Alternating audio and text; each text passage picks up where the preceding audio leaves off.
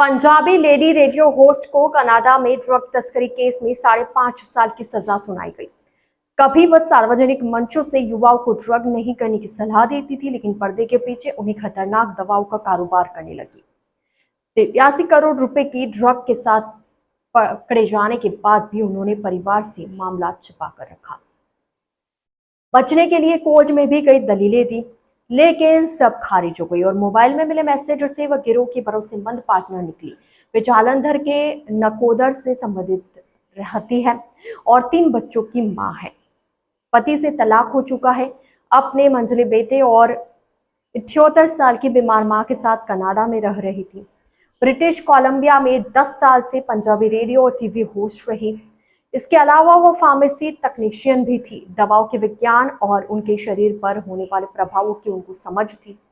सुखविंदर कौर संघा उर्फ सुखी कौर का बैकग्राउंड केवल मीडिया तक सीमित नहीं था, वो फार्मेसी टेक्नीशियन भी थी। दवाओं के विज्ञान और उनके शरीर पर होने वाले प्रभावों की समझ थी। अपनी पर्सनैलिटी का फायदा उठाकर और पुलिस वालों से जान पहचान के चलते वह आसानी से बॉर्डर क्रॉस कर जाती थी। हैरानी की बात यह है कि एक तरफ वे सार्वजनिक मंचों पर युवाओं को नशीली दवाओं के खिलाफ जागरूक करने के लिए रैलियां आयोजित करती थी, तो दूसरी तरफ पर्दे के पीछे वे उन्हीं खतरनाक दवाओं का कारोबार करती थी। संगा के ड्रग तस्करी की दुनिया में एंट्री करने के संकेत 2021 की शुरुआत से मिलने लगे थे। जांच के दौरान पता चला कि अगस्त से अक्टूबर के बीच उन्होंने अमेरिका की 3 दौरे किए। हर बार वे सिएटल या लॉस एंजलिस जैसी जगहों पर जाती, वहां कार किराए पर लेती और महज 1 या 2 दिन में वापस लौट आती।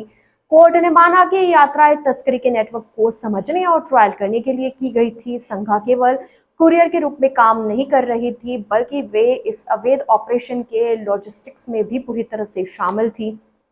उन्होंने अपनी एक सहेली को पैसों का लालच देकर किराए की गाड़ी ली थी। इतना ही नहीं, संगा ने सहेली को भी सीमा पर पुलिस के रोके जाने पर झूठ बोलने की ट्रेनिंग दी थी। ये सब बातें संगा ने कोर्ट ट्रायल में मानी है। 18 अक्टूबर 2021 को जब उन्हें 108 किलो शुद्ध मेथाम्फेटामाइन के साथ में पकड़ा गया, तो इसने पुलिस अधिकारियों को चौंका दिया।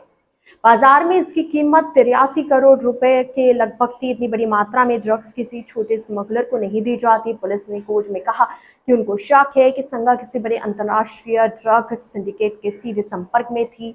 जज जॉन गिब कार्सले ने कहा कि संगा की कहानियों पर विश्वास नहीं किया जा सकता है। अभियोजन पक्ष ने तर्क दिया कि जागरूक पत्रकार का धमकी मिलने पर पुलिस के पास जाना चाहिए था। जज ने माना कि संगा ड्रग्स के प्रभाव को जानती थी, फिर भी उन्होंने मुनाफे के लिए समाज को खतरे में डाला। कोर्ट ने 15 अप्रैल 2026 को उनको 5.5 साल की सजा सुनाई।